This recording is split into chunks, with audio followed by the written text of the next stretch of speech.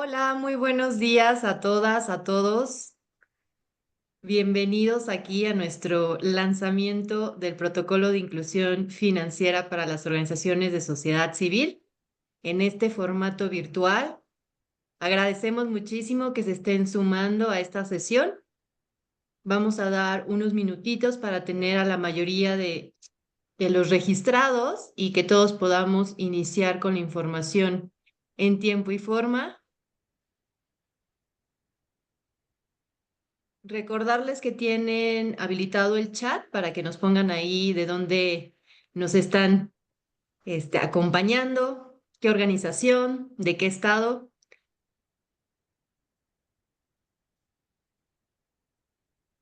Y también, como ven, en el chat ya les compartimos la liga justo del documento que estaremos presentando el día de hoy, para que puedan ustedes acceder al mismo y empezar a hojearlo, revisarlo. Y como saben, pues siempre acercarse tanto a Appleseed como a cada uno de nuestros aliados de la Red Pro Bono México para solicitar cualquier asesoría en este tema.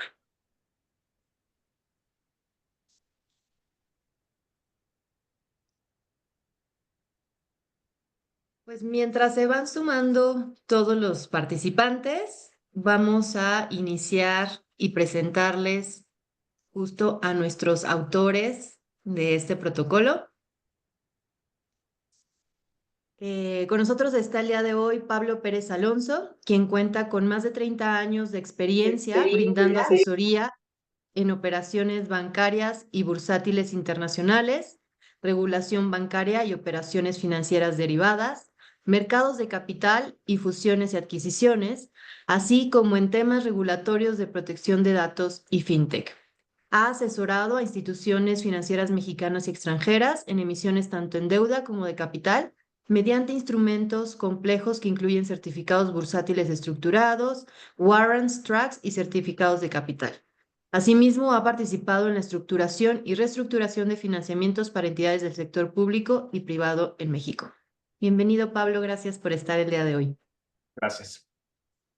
También está con nosotras Hardy, cuenta con más de 10 años de experiencia en anticorrupción y cumplimiento, centrando su práctica en investigaciones internas y responsabilidad penal corporativa.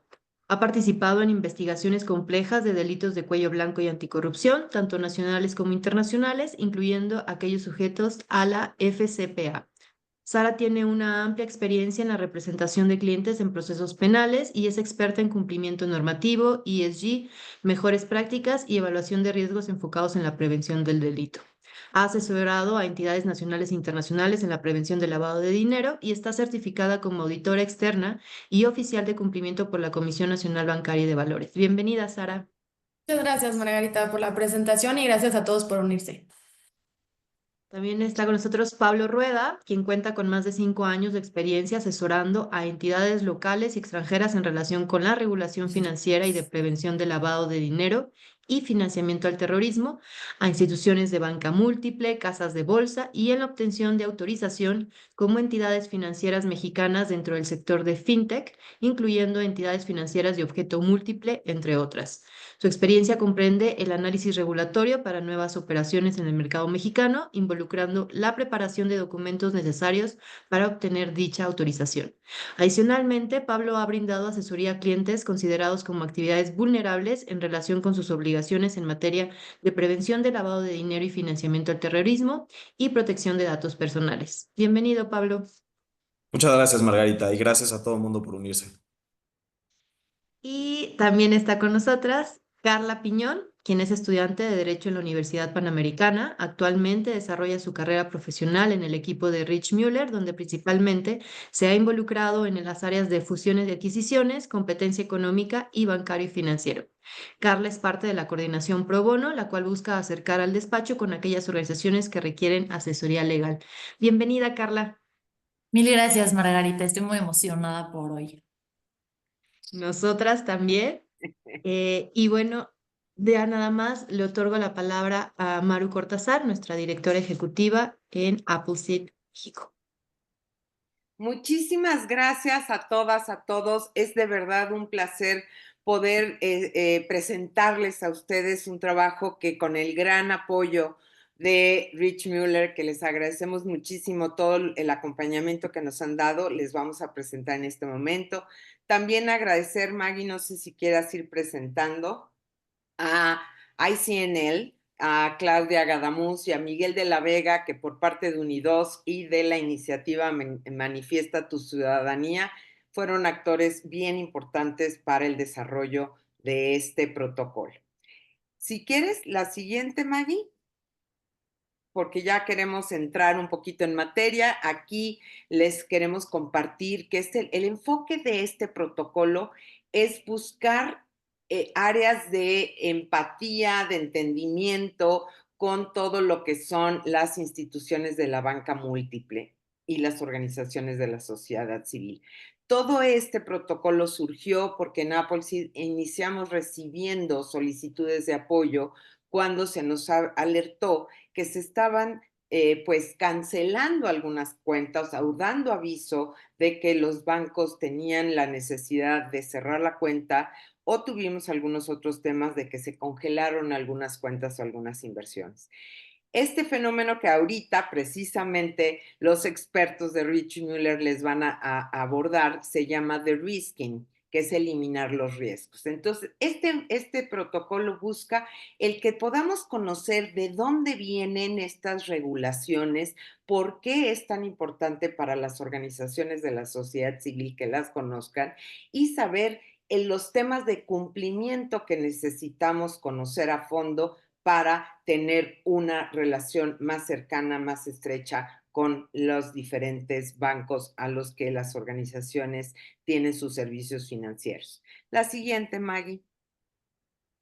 Obviamente, para hacer todo esto, se identificaron estos desafíos que enfrentan las organizaciones de la sociedad civil al solicitar un servicio financiero, también para abrir cuentas o buscar tener otro tipo de servicios financieros. Se hicieron una encuesta que agradecemos mucho a todas las organizaciones que atendieron nuestro llamado para conocer ejemplos concretos de los problemas que habían tenido y los servicios solicitados.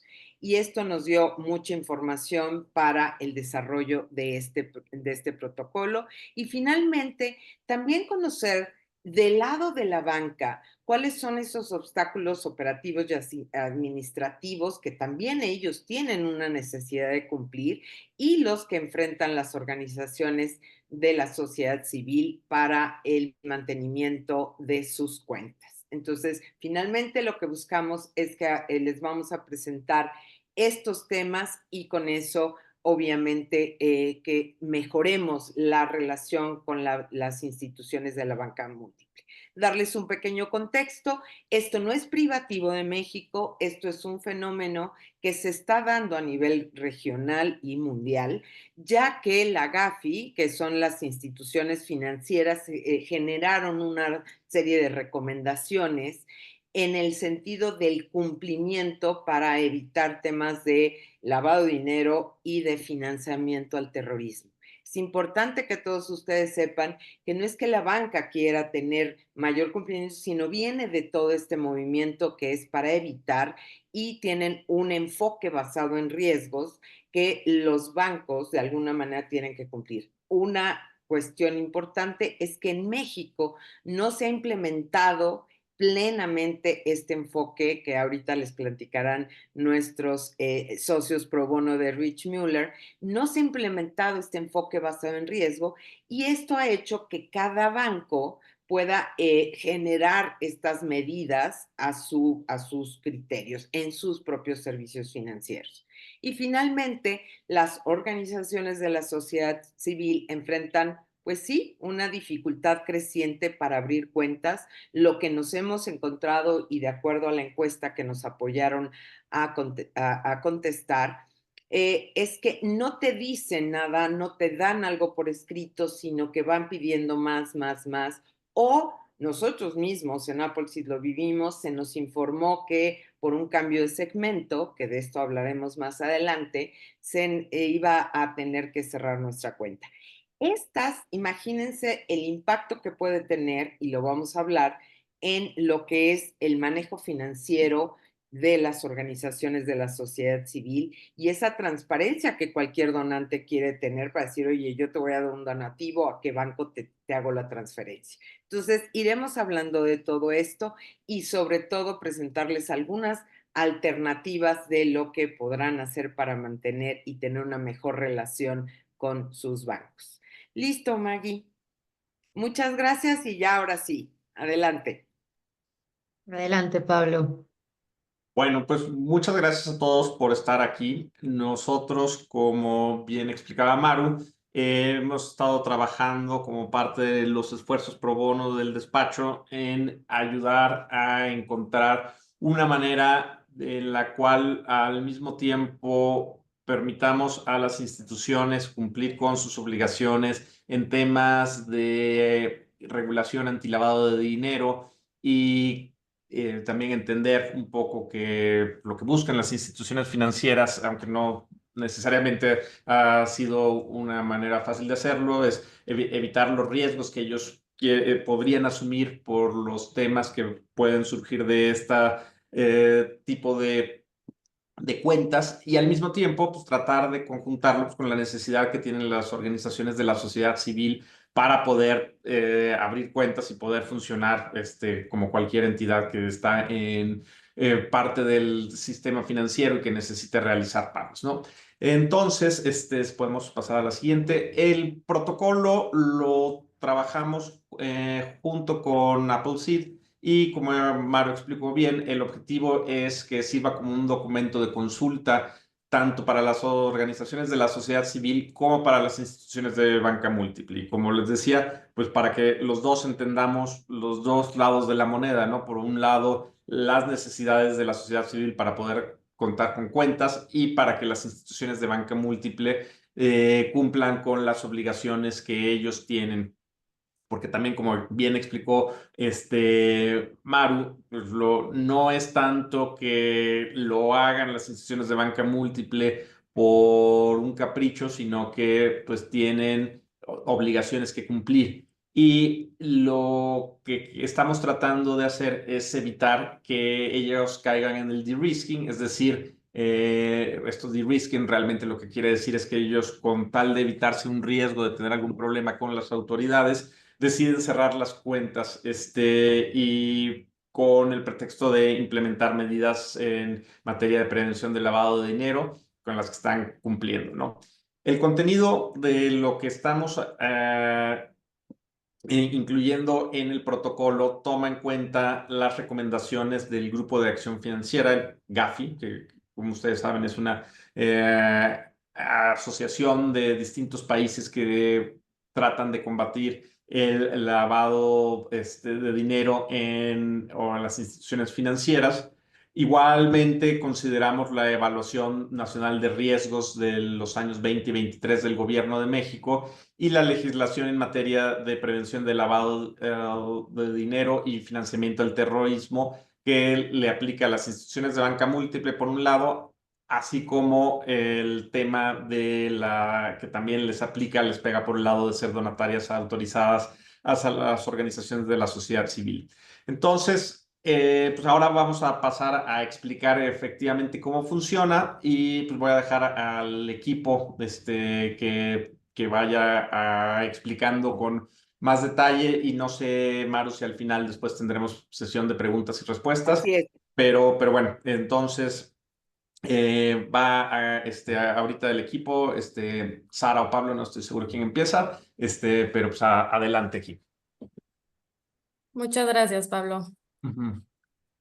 Bueno, ampliando un poco lo que ya adelantaba Margarita, en cuanto al contexto del de-risking, quiero comentar justamente que es un fenómeno global que se ha incrementado en los últimos años ampliamente y digamos que lamentablemente, y consiste en la terminación o restricción de las relaciones de negocios por parte de las instituciones bancarias y financieras con clientes o sectores, digamos, considerados de alto riesgo como las organizaciones de la sociedad civil.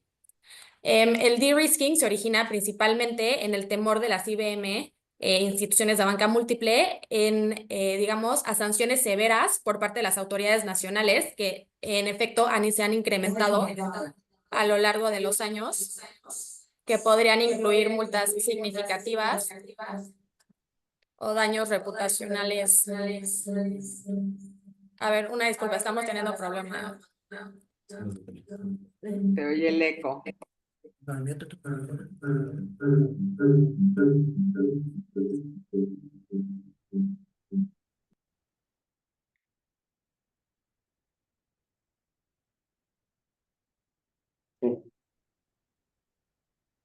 Adelante.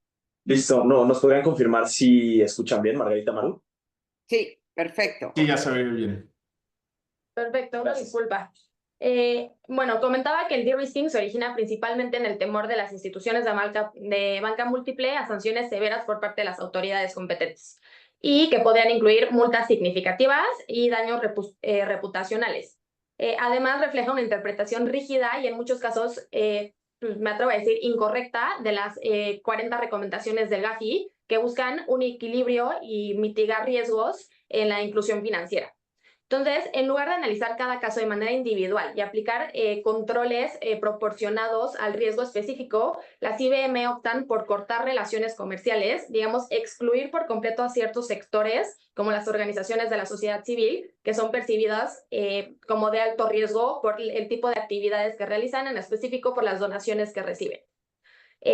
Bueno, es importante señalar que el GAFI en sus recomendaciones más recientes y en documentos como la Evaluación Nacional de Riesgos que mencionaba Maru, de 2020 y 2023, emitidos por las autoridades mexicanas, han subrayado que el de-risking, contrario a lo que todas las instituciones de banca múltiple estaban planteando, en efecto es contrario a los principios de una adecuada gestión de riesgos. Además, enfatiza que no existe una evidencia suficiente para catalogar a las organizaciones de la sociedad civil como un sector de alto riesgo en materia de lavado de dinero y financiamiento al terrorismo. De hecho, estas organizaciones se desempeñan, pues, como sabemos, un papel crucial en el desarrollo social y económico pues, de las sociedades, por lo que excluirlas del sistema financiero puede tener consecuencias negativas tanto para las organizaciones de la sociedad civil, pero también para la sociedad en general y las comunidades que dependen pues de estos servicios, ¿no? Si excluimos por completo a las organizaciones de la sociedad civil del sistema financiero y les obstaculizamos que puedan seguir prestando sus servicios hacia las comunidades que más lo necesitan, pues la verdad es que toda la sociedad se va a ver afectada. Ahora, entre las implicaciones más preocupantes del de-risking se cuentan tres aspectos clave. El primero, en primer lugar, es que sectores como las organizaciones de la sociedad civil recurran a fuentes de financiamiento no bancarias, muchas de las cuales carecen de supervisión regulatoria adecuada, lo que incrementa los riesgos de lavado de dinero. En segundo lugar, que los beneficiarios finales de las organizaciones de la sociedad civil no reciban la asistencia necesaria o que ésta se vea significativamente limitada, afectando directamente a las comunidades vulnerables, como decíamos hace un momento. Y por último, en tercer lugar, que esta exclusión fomenta un círculo vicioso de riesgo al desviar recursos hacia canales informales o menos transparentes. Por último, ya nada más por mi parte comentar que pues el de-risking, lejos de reducir los riesgos, puede agravarlos e incentivar al uso de sistemas no regulados. Entonces, al final, digamos que produce el efecto contrario a lo que estaba buscando inicialmente y dificulta la trazabilidad de los recursos y aumenta la exclusión financiera. Por ello, las estrategias regulatorias actuales deben enfocarse en fomentar una gestión de riesgos adecuada y proporcional en un análisis caso por caso que permita a las organizaciones de la sociedad civil operar dentro de un marco financiero formal con controles efectivos, pero no prohibitivos. Este enfoque es fundamental para evitar los efectos adversos del de-risking que genera en todo el sistema financiero. Y ahora Pablo y Carla van a abordar ya más en la parte técnica del protocolo y lo que estamos proponiendo con él. Muchas gracias, Sara. Gracias, Margarita, Maru y Pablo. Y justamente en el contexto en el que estamos comentando, nosotros elaboramos un protocolo que está basado en la regulación aplicable tanto a las organizaciones de la sociedad civil como donatarias autorizadas, como a las instituciones de banca múltiple. Como ustedes saben, cuando una sociedad, una asociación civil o una organización de la sociedad es donataria autorizada, se convierte en actividad vulnerable bajo la Ley Federal para la Prevención e Identificación de Operaciones con Recursos de Procedencia Ilícita. Esta ley es de suma importancia porque las multas potenciales a las que pueden aspirar las personas que incumplan son extremadamente altas y por lo tanto esto los convierte a las organizaciones de la sociedad civil en objeto de la ley y por lo tanto tienen ciertas obligaciones que tienen que cumplir. Por otro lado, las instituciones de banca múltiple tienen regulación específica para evitar que sean utilizadas para lavar dinero. Y con ese objetivo, y como bien comentaba Maru y como comentaba también Margarita, las instituciones de banca múltiple no están intentando, no están aplicando estas estrategias de de-risking en un aspecto, digamos, de mala forma, de mala fe. Simplemente están tratando de dar cumplimiento a sus obligaciones y no están dispuestos a asumir riesgos que a lo mejor también tendría la comunidad de las organizaciones de la sociedad civil que atender. El protocolo, por lo tanto, incluye una serie de estrategias que las organizaciones pueden implementar y que si bien no son aplicables a cada una de ellas, pueden tomar las que sí les funcionen de estas estrategias y utilizarlas en lo que respecta a sus actividades.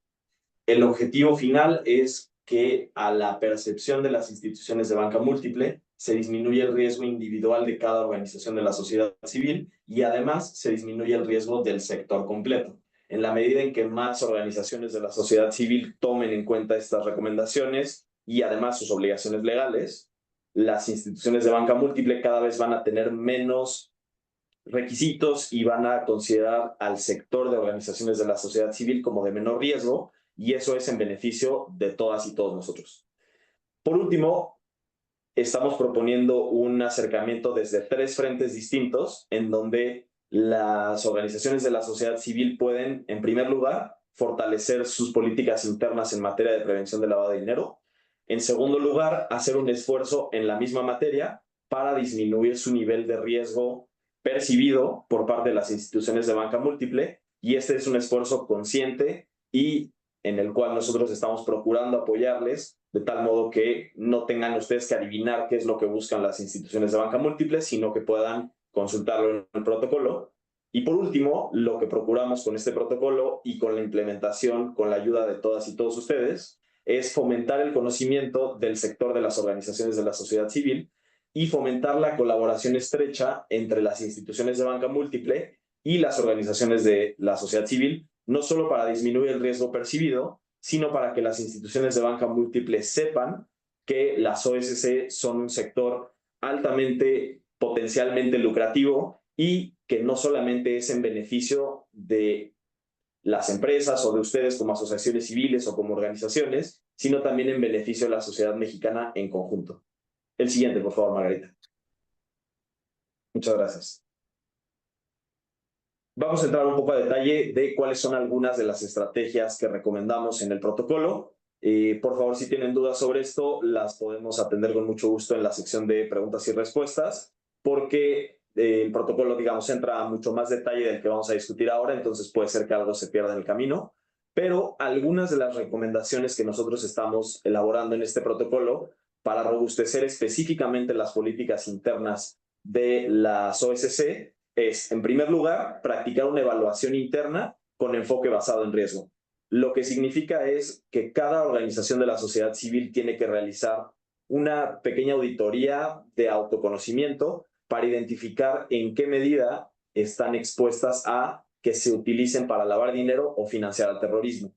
De bote pronto es sencillo pensar que ninguna está expuesta a esto. Sin embargo, sabemos que hay algunas entidades federativas que son más riesgosas, sabemos que hay ciertos donadores que pueden ser más riesgosos, lo mismo sabemos que hay ciertas personas a quienes nosotros les entregamos recursos que pueden tener más riesgo de utilizar esos recursos de forma indebida. Tenemos que hacer una autocrítica consciente y eso es básicamente lo que sugerimos con la evaluación con enfoque basado en riesgo. Adicionalmente, tenemos que realizar procesos adecuados de debida diligencia, tanto para los donadores como para las personas a quienes les vamos a entregar los recursos. Sabemos que es complicado en algunas ocasiones conocer a detalle quiénes son las personas a quienes les vamos a dar los recursos. Sin embargo, tenemos que hacer un esfuerzo en la medida de lo posible de conocer a estas personas y tratar de también llevar a cabo estrategias en las que podamos monitorear el uso de esos recursos. Recordemos que de acuerdo con el Gafi, las organizaciones sin fines de lucro, o también conocidas como organizaciones de la sociedad civil, son altamente riesgosas para, de acuerdo con el Gafi, son altamente riesgosas para el financiamiento al terrorismo. Sin embargo, como comentó Sara, no es el caso en México. Dicho lo anterior, es importante que nosotros hagamos un esfuerzo de acuerdo con las recomendaciones del Gafi, justamente para evitar que las instituciones de banca múltiple sospechen o puedan pensar que el sector de organizaciones de la sociedad civil es riesgoso para financiar el terrorismo o, en su caso, para lavar dinero. Adicionalmente, tenemos que hacer esfuerzos de autorregulación. Este es un punto que hemos encontrado es controvertido porque sabemos que no todas las organizaciones de la sociedad civil tienen las mismas capacidades. Sin embargo, es importante que tomemos en cuenta estrategias muy sencillas como separación de responsabilidades, como que haya una persona a la cabeza y haya comités quizá que pueden estar conformados por las mismas personas que ya colaboran en las organizaciones. Sin embargo, esta separación de responsabilidades inmediatamente reduce el riesgo de que las organizaciones de la sociedad civil se utilicen para estos fines y además le da mucha mejor, digamos, le da más oportunidad a las instituciones de banca múltiple de conocer su estructura corporativa y por lo tanto que tengan más tranquilidad sobre cómo están conformados, que tienen controles implementados para que no se lave dinero y no se financie el terrorismo y que hay órganos corporativos internos. Si bien los órganos corporativos generalmente se piensan para empresas, también funcionan y aplican para organizaciones de la sociedad civil. Adicionalmente, implementar mecanismos de transparencia en donde, como lo hacen ya algunas OSC, publiquen sus resultados al final del año o cada trimestre, le da a las instituciones de banca múltiple mayor información y mayor transparencia para conocerlas a ustedes, y quizá no será necesario que pidan tanta información porque mucha de la información que necesitan ya es pública. Y por último, las medidas de buen gobierno corporativo. Es un poco reiterar lo que les comentaba sobre la autorregulación, pero ya con miras hacia volverse una institución formal en la medida de lo posible, en donde existan órganos de gobierno corporativo estrictamente definidos, cada uno con responsabilidades, cada uno con, digamos, con responsabilidad entre ellos y hacia la sociedad, y también en alguna medida con las instituciones de banca múltiple. La siguiente, Margarita, por favor. Muchas gracias. Y por otro lado, también hay algunas estrategias que las OSC pueden implementar para disminuir el riesgo percibido.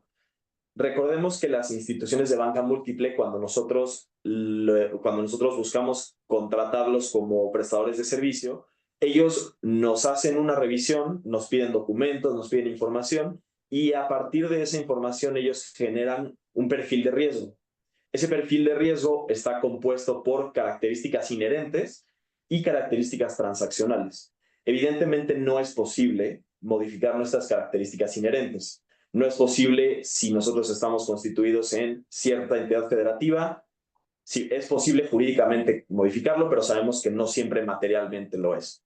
Entonces, no siempre es posible modificar nuestro giro, nuestra entidad federativa, las personas que colaboran con nosotros, las comunidades a quienes estamos intentando ayudar, y por lo tanto nuestro enfoque debe ser modificar las características transaccionales que nosotros tenemos.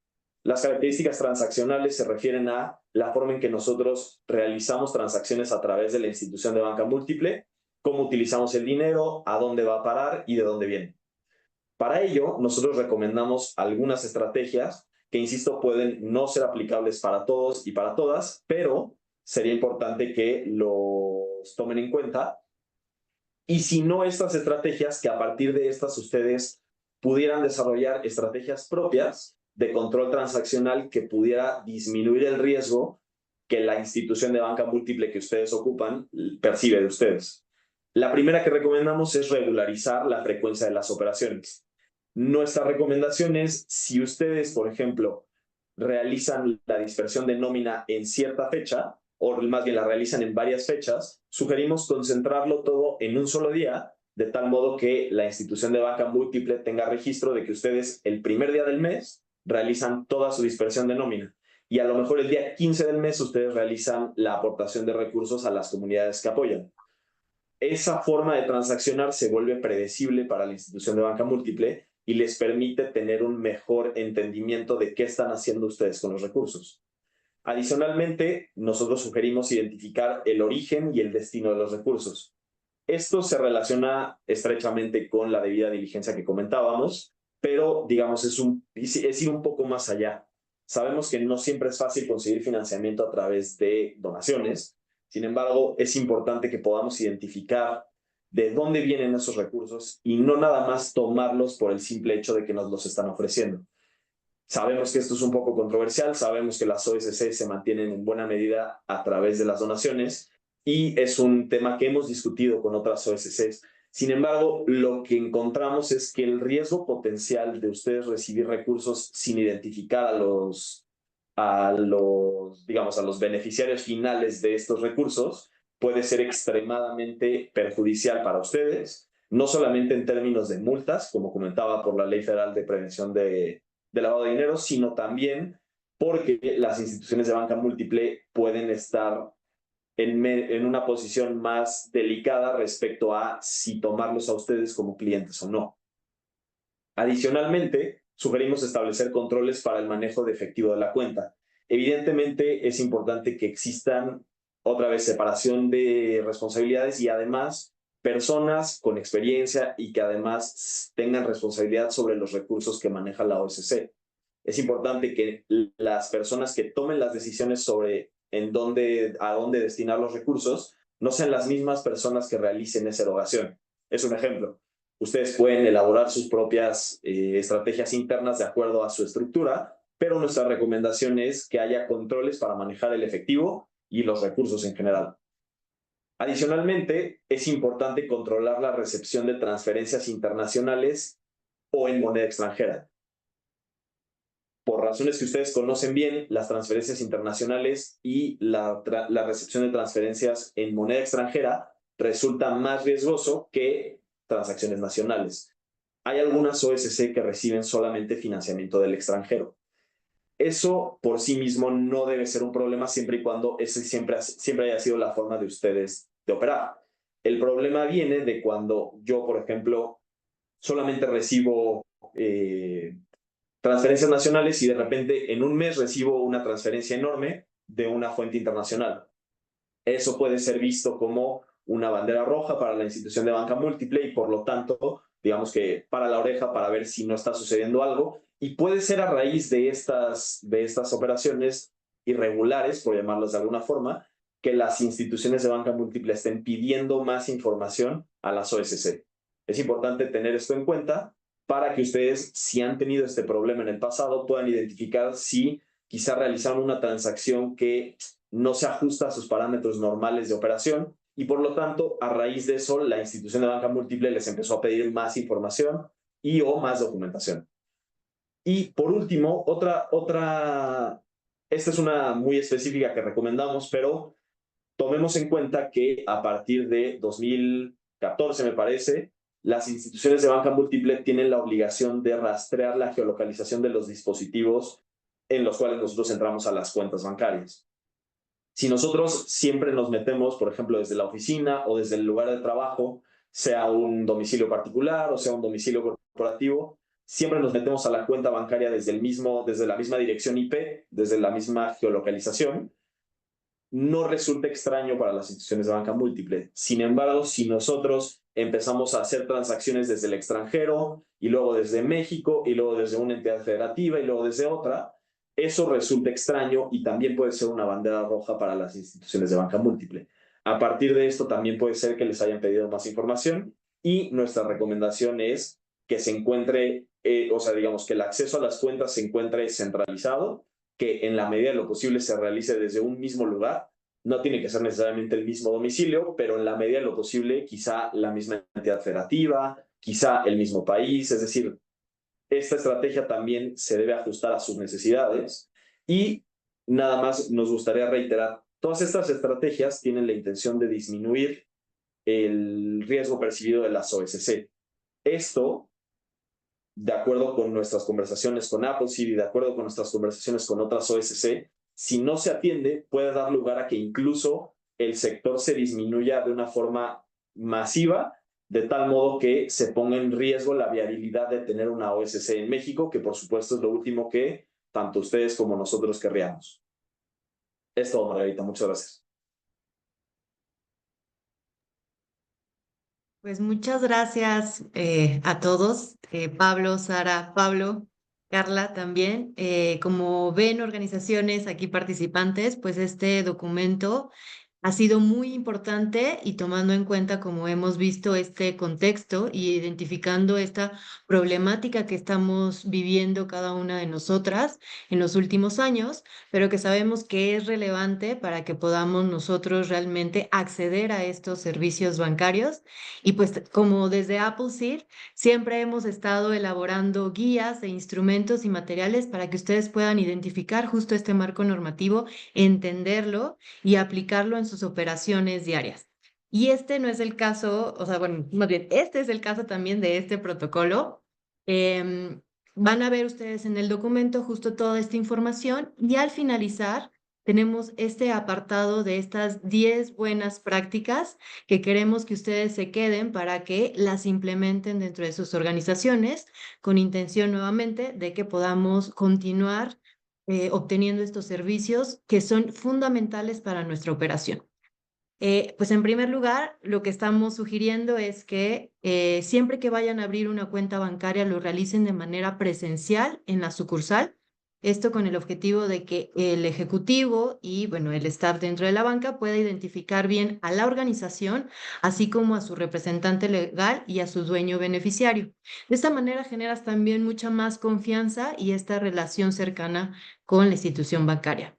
Adicional a eso, en segundo punto, tenemos la sugerencia de que abran más de una cuenta en distintas instituciones bancarias. Esto les va a ayudar a respaldar su operación y en caso de que exista algún bloqueo, ¿no? O tengan como esta situación, por ejemplo, como Appleseed, en donde quieran cerrar su cuenta, pues ustedes puedan tener esta accesibilidad de mover sus recursos y que la operación de su organización se mantenga en flujo sin tener problemas adicionales y de otra manera legales para sus organizaciones. En tercer punto, les pedimos también siempre mantener notificado a su ejecutivo de cuentas sobre cualquier nuevo proyecto que le implique algún cambio en obtención de sumas adicionales u operaciones que están fuera de lo que ustedes manejan habitualmente. De esta manera, y como mencionaba también Pablo, también si son donantes extranjeros, pues también que lo tome en cuenta la institución bancaria y que no se identifique como una operación de riesgo y por lo tanto genere alguna alarma dentro de la institución bancaria. En cuarto lugar, siempre establecer estos mecanismos de control. De esta manera ustedes pueden asegurar que los recursos de su organización se utilizan de manera responsable y que también está conforme a sus objetivos.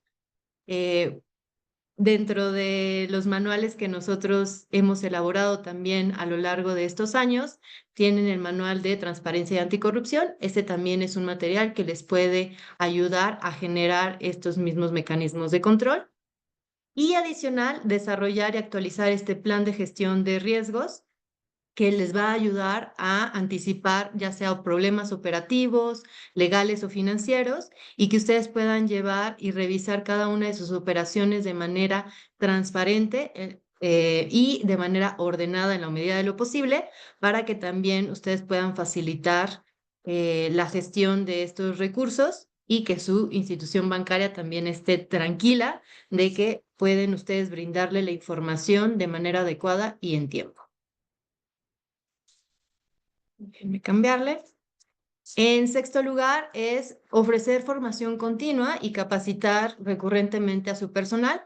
Como mencionaron anteriormente, pues no estamos excluidas las organizaciones de ser o de tener, ¿no?, alguna mala praxis dentro de nuestra operación. Entonces, es responsabilidad de nosotros que cada uno de nuestros colaboradores conozca sobre estos temas de cumplimiento, sobre los temas éticos y de anticorrupción, también para que nosotros profesionalicemos a nuestra organización en este proceso y reforcemos la capacidad de la misma organización. En séptimo lugar, mantener siempre una documentación detallada y organizada de todas nuestras actividades. Esto también facilita, por ejemplo, procesos de auditoría o revisiones regulatorias, así como nuestros propios procesos internos, el poder ser transparentes y responsables nuevamente hacia nuestros grupos de interés, como también hacia nuestros donantes y otros aliados. En octavo lugar está el tener un órgano de gobierno que sea participativo, pero que también lo identifiquemos en sus roles bien definidos y esas tareas específicas para que podamos tener pues una responsabilidad mucho más acotada y que durante estas reuniones periódicas se puedan tomar decisiones importantes y relevantes justo encaminadas a que también se facilite y mantengamos una relación adecuada con las instituciones bancarias.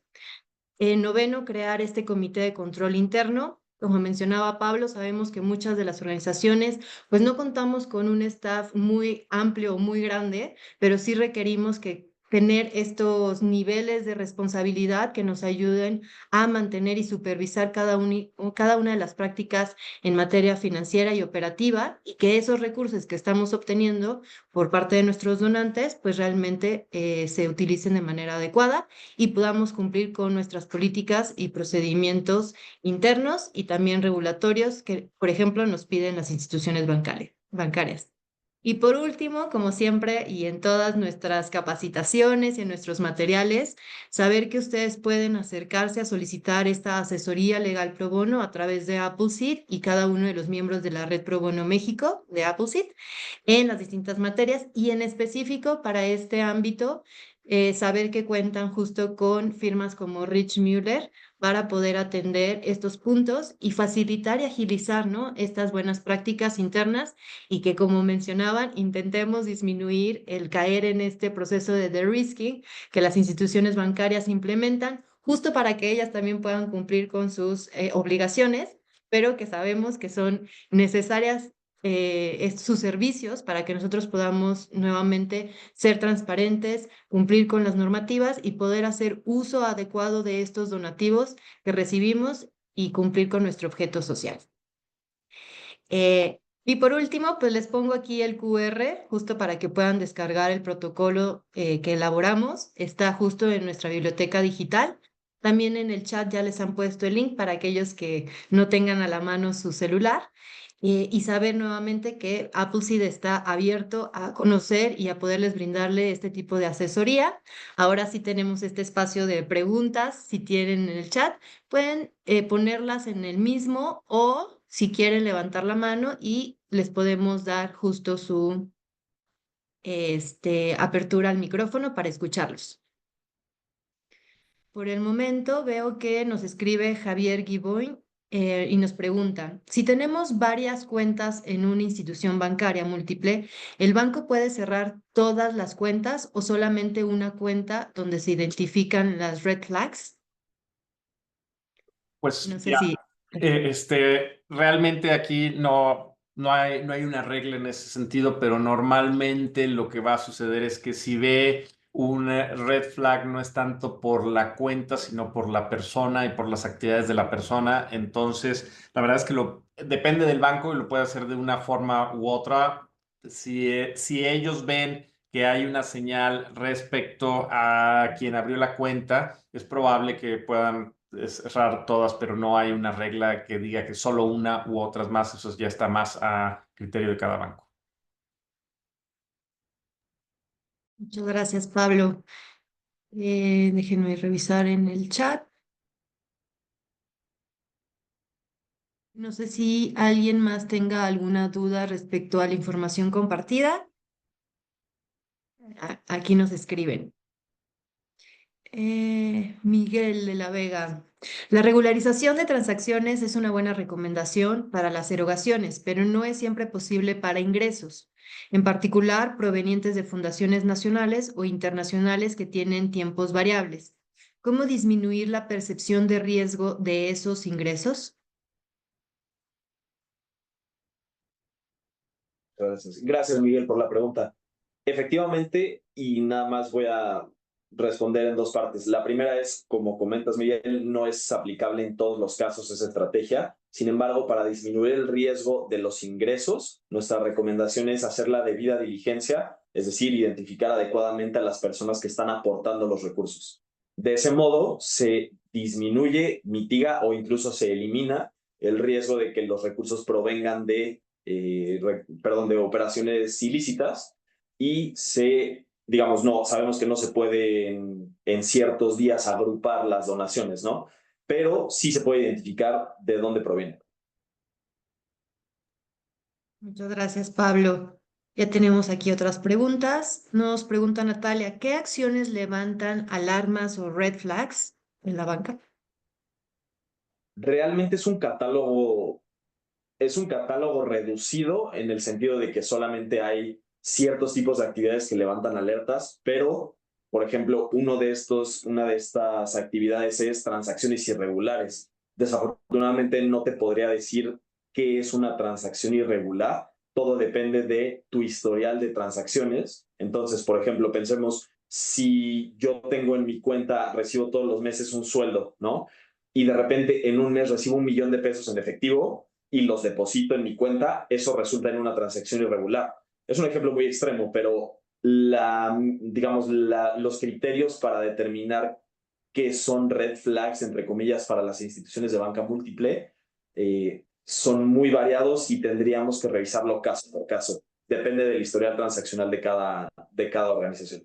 Nada Sí. más aquí, en adición a esto, recalcar que los bancos pueden establecer políticas internas individualizadas, estableciendo ciertas transacciones o situaciones en las que se considere, digamos, una alerta, ciertas operaciones, y digamos que no está 100% estandarizado para todas las instituciones de banca múltiple. Entonces, digamos que los bancos hacen pues trajes a la medida para lo que consideran muchas veces operaciones riesgosas.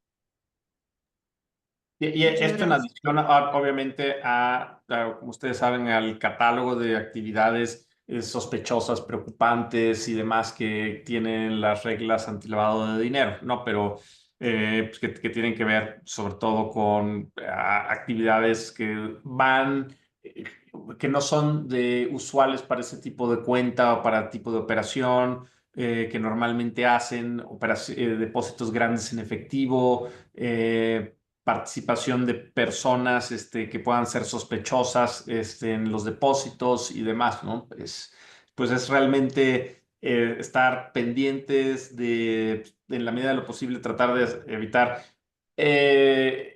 muchos donativos grandes en efectivo, tener más o menos una consistencia en el tipo de operaciones que se van haciendo. Digo, si se van incrementando los donativos, pues hacerlo de manera gradual, o si de repente ustedes tienen algún donativo que es muy grande y fuera de lo usual, pues también tener bien documentado quién es quien está haciendo este donativo para poder aclarar al banco que digamos, el donativo viene de una persona física o moral que no levanta sospechas, que no es una persona políticamente expuesta o que sea alguien de mal nombre, ¿no? Pues ahí hay que ir jugando un poco caso por caso, pero seguir esos lineamientos. Muchas gracias. Nos escribe Ismael Retureta. ¿Pueden ahondar un poco en la evaluación con enfoque de riesgo? ¿Es suficiente una matriz de calor para evaluar los riesgos o sugieren alguna otra herramienta? Realmente la matriz de calor es la herramienta más utilizada, incluso las instituciones financieras es la que utilizan. Más importante que esa matriz es que nosotros identifiquemos y además podamos cuantificar adecuadamente nuestro riesgo, y que podamos a ese riesgo disminuirle nuestras mitigantes, en su caso, para que resulte una matriz, digamos, para que más bien tengamos un resultado satisfactorio, y a partir de esa evaluación es que nosotros ya podemos, pues digamos, tomar medidas en la medida en que sea necesario. No sé si esto responde tu pregunta, Ismael.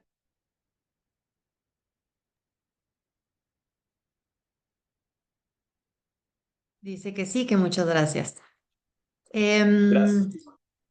Acá tenemos otra pregunta. Nos dicen, ¿se sugiere compartir la información de la debida diligencia de donantes con el banco con el que la organización tiene cuenta? En caso afirmativo, ¿qué información específica sugieren que las organizaciones compartan? En este caso, la sugerencia es sí compartirla y tener, digamos, un protocolo o lineamientos específicos para la OSC en la que se establezca el cuestionario y procesos seguidos en el proceso de debida diligencia, y esto ayuda a las instituciones de banca múltiple a contar con mayores herramientas para, digamos, confiar en los procesos de la organización y poder tener un respaldo en caso de la actualización de alguna operación que pudiera resultar sospechosa o relevante, para poder hacer su análisis, y también las matrices de riesgo, ¿no? Lo que decíamos justamente durante la presentación de realizar, bueno, de sugerirle a las instituciones de banca múltiple que realicen análisis caso por caso, entra en el contexto de esta pregunta, donde sería relevante que el banco analizara, digamos, los procesos de debida diligencia de las organizaciones de la sociedad civil para establecer el nivel de riesgo de ese cliente y, por lo tanto, los candados y controles que van a establecer para sus operaciones con ellos. Muchas gracias, Sara. Nos escribe Sergio Telles. Algunos software de antivirus ofrecen VPN para evitar la ubicación por medio de la dirección IP. Por lo que entiendo, ¿sería recomendable desactivar estas VPN al hacer uso de las aplicaciones bancarias? Es buena pregunta, Sergio. Realmente no es tanto que recomendemos activar o desactivar la VPN. Digamos, la geolocalización del dispositivo que usen, sin ser experto en informática, me parece que no depende necesariamente de la VPN, pero lo que sí van a notar es que, por ejemplo, si ustedes activan su VPN en el teléfono y tratan de acceder a algunas cuentas bancarias, no lo van a poder hacer, justamente porque las instituciones de banca múltiple tienen prohibido realizar transacciones sin tener acceso a esta geolocalización. Entonces, más que una recomendación como tal, Sergio, porque desde el punto de vista de ciberseguridad es muy bueno tener una VPN, pero consideren también que en caso de que quieran hacer transacciones, puede ser que las instituciones de banca múltiple no los dejen hacerlas si, por ejemplo, su VPN muestra que están en Europa, por ejemplo. Es algo a considerar. Nuestra sugerencia no es precisamente desactivar la VPN, porque a lo mejor se expondrían a otro tipo de riesgos informáticos que no abordamos en el protocolo, pero consideren que la geolocalización sí es algo que las instituciones de banca múltiple toman en cuenta, y muchas veces incluso no los van a dejar transaccionar si no es en México. Muchas gracias, Pablo. No veo más comentarios en el chat. No sé si alguien más tenga alguna pregunta, quiera levantar la mano. Veo a Daniela Reyes y Ana Gutiérrez. No sé si quieren que les permita el micrófono. A ver, Daniela, te voy a permitir hablar.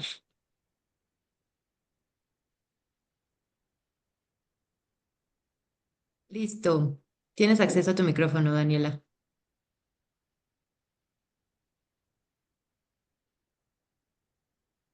Creo que... Si quieres No, abrirle a Ana. no, ya me comentó Ana que no, que levantó la mano por error. Muchas gracias, Ana.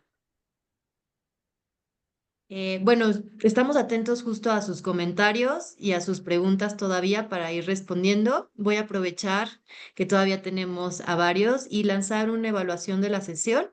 Esto también para nosotros es fundamental para seguir recibiendo sus mejores comentarios, cómo podemos adecuar estas sesiones virtuales, que las hicimos también con motivo de poder tener este acercamiento a organizaciones fuera de la Ciudad de México.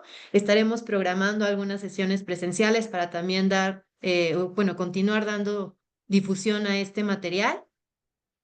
Agradecer nuevamente tanto a USAID, que es nuestro aliado en esta implementación y proceso de desarrollo de materiales, a Lucila Serrano, nuestra AOR, y también, sobre todo, a Rich Müller, a cada uno de ustedes cuatro que ha hecho y a Daniela también, que ha hecho efectivo este documento. Les agradecemos su tiempo, su expertise y también el poder aterrizar todos estos conceptos que desde las organizaciones de sociedad civil pues no identificamos, aunque estemos afectados por nuestras operaciones diarias. Entonces, nuevamente, muchas gracias. Y a nuestros aliados ICNL y Unidos por también formar parte de este impulso y movimiento para mejorar los servicios y la relación con las instituciones de banca múltiple. No sé si quieran dar algunas palabras de cierre, equipo de Rich. Pues nada más agradecerles a todos la atención. Espero que lo que preparamos aquí les sirva de algo y si podemos ayudarles en algo, alguna consulta, pues la pueden hacer a través de Apple Seed y nosotros si podemos trataremos de ayudarlos, pero lo que buscamos aquí al final del día es pues, facilitar la vida de ustedes de una manera que no pongamos tampoco en problema a los bancos en el cumplimiento de sus obligaciones, pero muchas gracias a todos y a Maru, a Margarita y a Apple Seed por la oportunidad. Muchas gracias, Pablo. Antes de darte la palabra, Maru, para el cierre, tenemos una última pregunta de Ismael Retureta. ¿Pueden poner ejemplos sobre los esfuerzos de autorregulación? Claro, Claro, claro. muchas Muchas gracias gracias por... por... Ahí está, perdón, se escuchaba lejos. Muchas gracias por la pregunta. Claro, esfuerzos de autorregulación no solamente es lo que dijimos ya de hacer una evaluación interna, implica también nosotros poner en la mesa nuestras capacidades, implica que a partir de esas capacidades, como decía Margarita en las recomendaciones, nosotros decidamos cuáles son los órganos que más atención necesitan. Es decir, desde nuestro punto de vista, siempre los que más atención deben tener son los que manejan recursos y decidir si internamente, como estamos manejando los recursos, es suficiente y es adecuado conforme a lo que esperan las instituciones de banca múltiple y conforme a lo que esperan nuestros donadores, o si de plano, por ejemplo, la dirección general, el destino de los recursos y además las decisiones las toma una sola persona. Eso, por ejemplo, invitaría a que ustedes reflexionen internamente y determinen si esa forma de proceder es correcta para ustedes o si habría que regularla de alguna manera. Ese es el esfuerzo de autorregulación que estamos tratando al que estamos tratando de invitarles. Muchas gracias, Pablo. Sumo también al comentario y recordarles que junto con el protocolo de inclusión financiera para las organizaciones, tenemos estos materiales en nuestra biblioteca digital, el manual de mejores prácticas de transparencia y anticorrupción, el cual también tiene un manual interactivo para que ustedes puedan ir identificando justo cuáles son estas buenas prácticas y que les ayude en este cúmulo de responsabilidades y de cumplimiento. Y el manual de derecho corporativo también para que aterricen el tema de gobernanza en sus organizaciones. Y claro, nuevamente, el comercial, acercarse también al equipo de clearing en el apartado de solicitud de asesoría legal, para que si ustedes han identificado algún tema que no tienen en cumplimiento, pues puedan solicitar ese apoyo y que alguna de las firmas de la Red Pro Bono México los pueda atender de manera sistemática y de facto para que estén en cumplimiento. Maru, ahora sí, te otorgo la palabra para el cierre de la sesión. Muchísimas gracias. Pues nada más agradecer a todos los que nos acompañaron. Creemos que este es una información muy importante. Agradecer nuevamente a Rich Mueller y a USAID por el gran apoyo para conducir esta investigación, la encuesta, el análisis para presentarles esta herramienta. Lo que pretendemos, como bien les dice Margarita, es ponerles de una manera sencilla, amigable, toda la información de las áreas de cumplimiento. Sabemos que las organizaciones de la sociedad civil, pues sí, tenemos un marco normativo amplio, pero queremos definitivamente que vean en Appleseed y en nuestros aliados pro bono del nivel como Rich Mueller, que podemos darles esta asesoría legal directa, personalizada.